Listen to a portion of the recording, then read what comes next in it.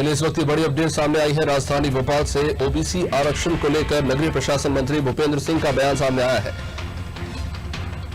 मंत्री भूपेंद्र सिंह ने कहा है कि कांग्रेस ने ओबीसी वर्ग के साथ बड़ा धोखा किया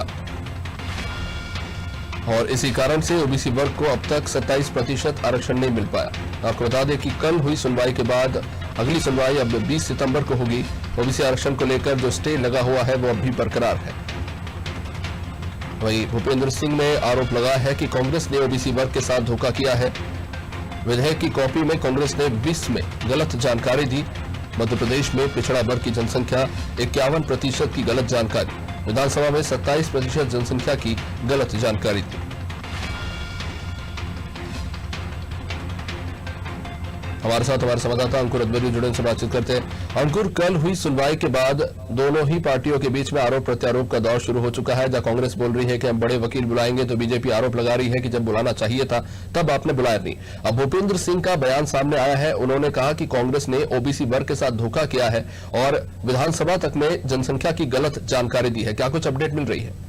बिल्कुल निश्चित तौर पर कहेंगे ओबीसी आरक्षण को लेकर लगातार मध्य प्रदेश में सियासत जाती है। कल जिस तरह से हाई कोर्ट में इस मामले को लेकर सुनवाई हुई है और उसके बाद ये अगली तारीख 20 तारीख तय की गई है। इसी बीच मैं आपको बता दूं, कांग्रेस ने कहा कि हम भी बड़े वकील कोर्ट में खड़े करेंगे और इसी का प्रति उत्तर देते हुए बीजेपी ने नई जानकारी निकलवाई है। बीजेपी सरकार के मंत्रियों ने नई जानकारी निकलवाई है कि जब कांग्रेस की सरकार थी तब विधानसभा में जो विधेयक लाया गया था 8 जुलाई 2019 का ये पूरा विधेयक है, उसमें विधानसभा में गलत जानकारी कांग्रेस की सरकार के द्वारा रखी गई थी। इसमें जो कह सकते हैं पिछड़ा वर्ग की जनसंख्या है बस 27% बताई गई थी, जबकि मध्य प्रदेश में ओबीसी वर्ग की जनसंख्या 51% है। निश्चित तौर पर इसी को लेकर नगरीय प्रशासन मंत्री भूपेंद्र सिंह ने भी कांग्रेस की सरकार पर हमला बोला है। उन्होंने कहा है कि निश्चित तौर पर कांग्रेस ने जब जरूरत थी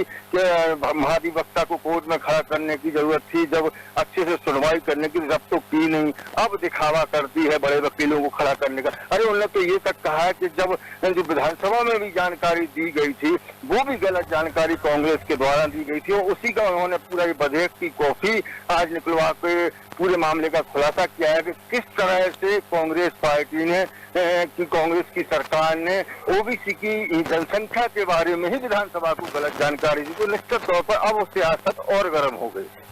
भूपेंद्र सिंह के इस बयान को लेकर के कांग्रेस की कोई प्रतिक्रिया अभी तक सामने आई है?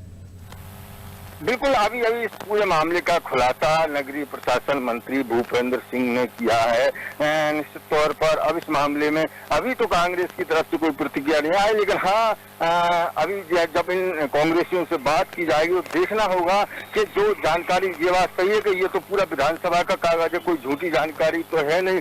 तो खुलासा तो भाजपा ने किया है कांग्रेस के शासन काल में इस तरह से गलत जानकारी, तो निश्चित तौर पर कहेंगे कि अब देखना है वो कांग्रेस इसमें अपना कैसे बचाव कर पाती है। ओबीसी आरक्षण को लेकर पक्ष और विपक्ष में आरोप प्रत्यारोप का दौर चल रहा है। ओबीसी आरक्षण को लेकर कल हाईकोर्ट में जो सुनवाई हुई है, अब सुनवाई टल चुकी है 20 सितंबर तक के लिए और अब ये मामला जो है नए तरीके से देखा जा रहा है। बीजेपी ने आरोप लगाया है कि गलत जानकारी दी गई विधानसभा में कांग्रेस के द्वारा पिछड़ा वर्ग को लेकर। अब देखते हैं आगे क्या होता है।